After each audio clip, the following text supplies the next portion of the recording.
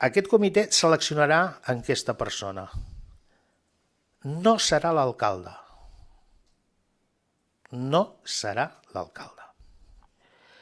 Ni serà cap polític. Serà una comissió tècnica. Una comissió tècnica de personal que es determinarà en la convocatòria, que poden ser gent de la casa o tècnics d'altres ajuntaments que ens poden vindre a ajudar a fer aquesta selecció, per altra banda. Precisament per no entrar en cap qüestió ni de nepotisme ni de favoritisme.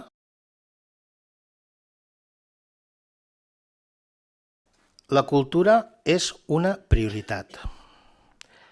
Per aquest Ajuntament, la cultura no és algo baladí. Si l'alcalde és qui agafa cultura, és precisament perquè a la cultura ho volem establir com un eix de govern i ho establim com a prioritat.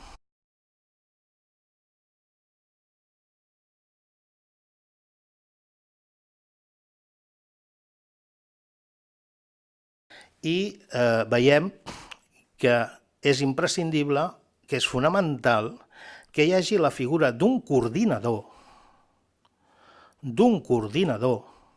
de cultura. D'un coordinador de cultura que, seguint les directrius de l'alcalde, seguint les directrius de qui dirigeix la cultura, que és l'alcalde, faci anar i faci funcionar tot l'aparell, tot el sistema cultural.